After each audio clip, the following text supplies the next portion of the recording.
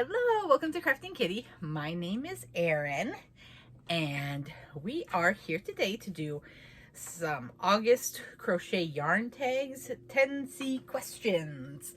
I was tagged, I watched the video yesterday. I believe I was maybe tagged the day before. I don't recall. By Jenna from Jenna Stitches to answer these 10 questions. So here we go. FYI, Brian is trying to get Bingo to nap right now, so if things go awry, I might cut things short and come back.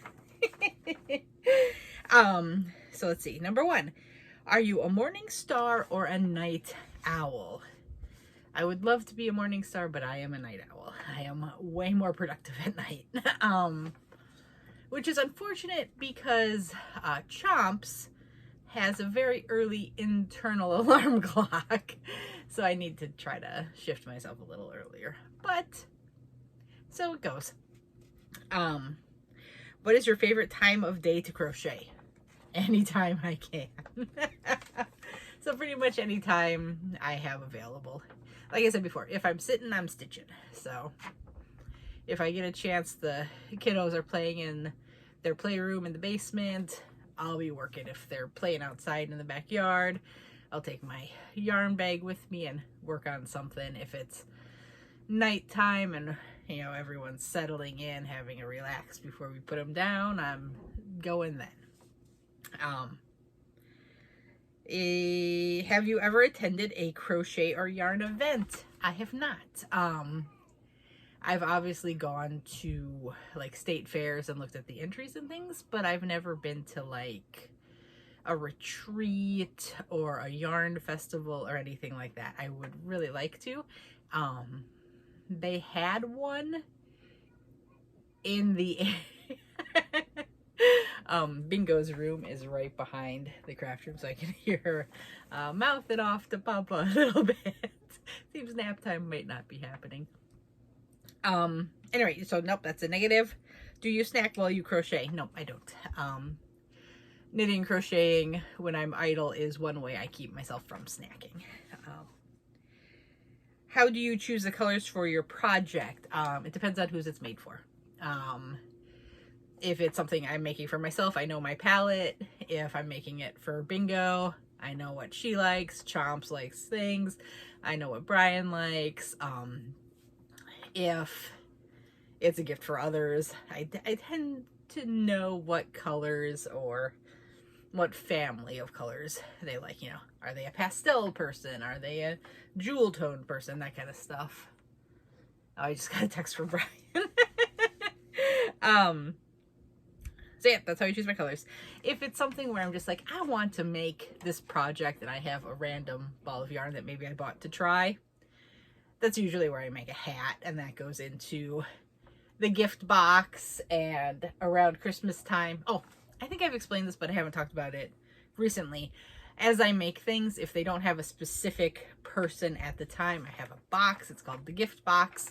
They go in the gift box. At Christmas time, I pull out the gift box, decide who they're going to, or donate them.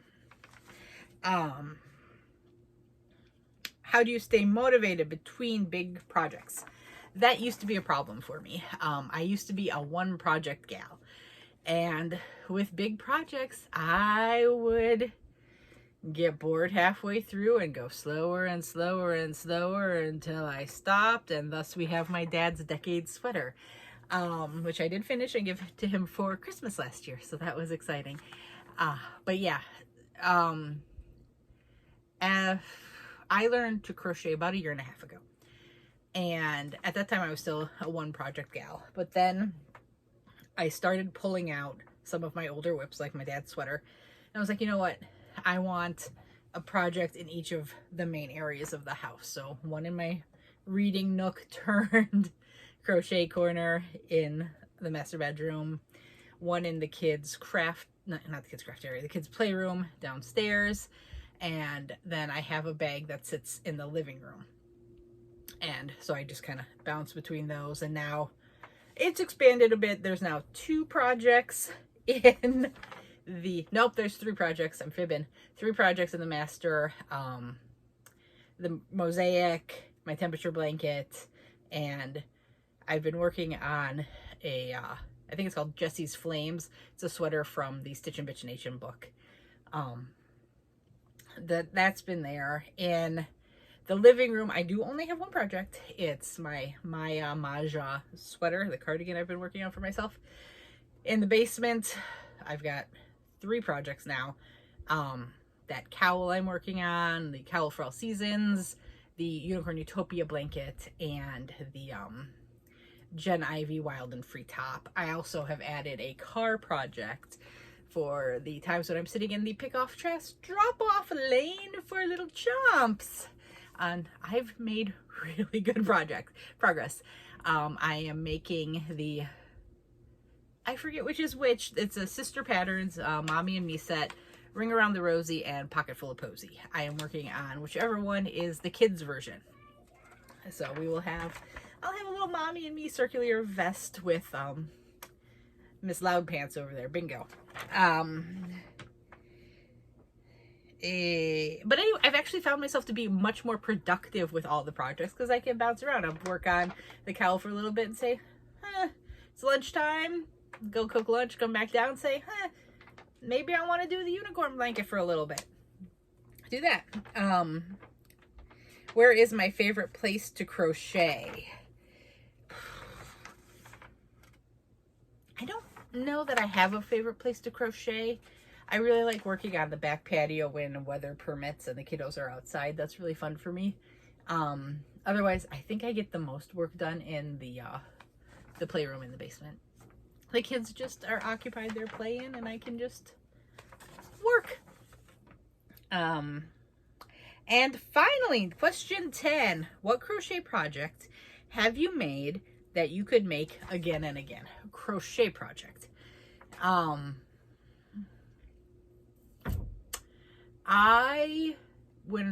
Last Christmas, I got a pattern from Pinterest. So I found the pattern on Pinterest. I don't recall where I printed it up from, whether it was through Ravelry or through an independent blog.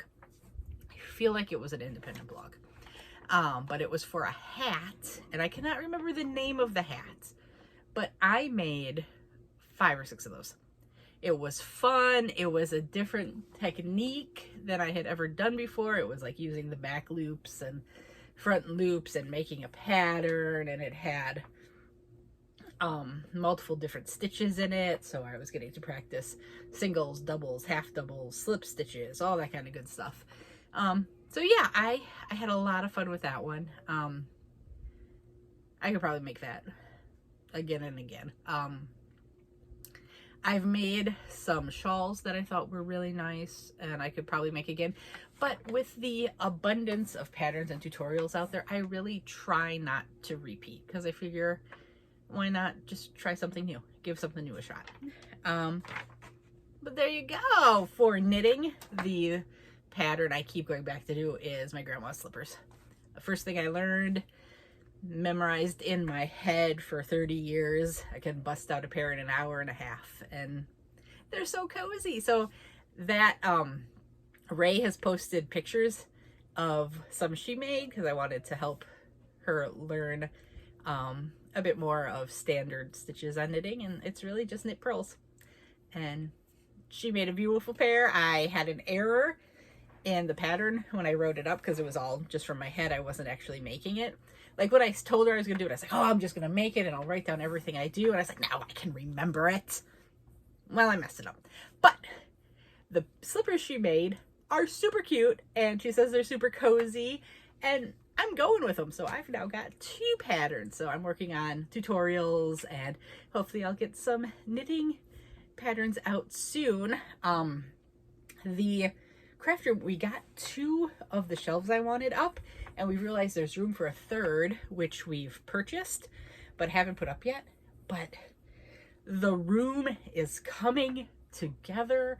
I've got so many boxes out of here, so that will clear up the space I need on the table to do the tutorials, and things are happening. Yay! Okay, so I'm gonna sign off for now. Tomorrow I will draw for the winner for the Crafting Kitty Creator Spotlight. Please get in any last minute entries. You're still good to go. I'll check for any last minute entries right before I do my drawing. I'll probably put a note on Facebook that I'm, in the process of drawing, but about the only thing, if it's really last minute, I might not have time to get your pictures in the slideshow, which I'm working on now. So that's about the only thing, but if you get them in, I'll check email, I'll check Instagram, I'll check Facebook one last time before I draw. And that's that. So you have up until tomorrow evening. I always say 5 p.m., but let's be honest, I normally draw sometime. If I can slip it in before the kiddos go to bed, I'll do that. Otherwise, it's after bedtime, about 9-ish. So there you go. Okay, I will now sign off. Talk to you later. Bye-bye. Have fun. Oh, because this is an August tag, and today is the 30th of August, I'm not going to tag anybody on this one, but please feel free to answer in the comments below. If you have a channel and want to answer and you haven't been tagged, please go answer them. I'd love to see it. Please. I love it. I love listening to everybody's answers for things. It's always so interesting. Okay. Talk to you later. Bye-bye.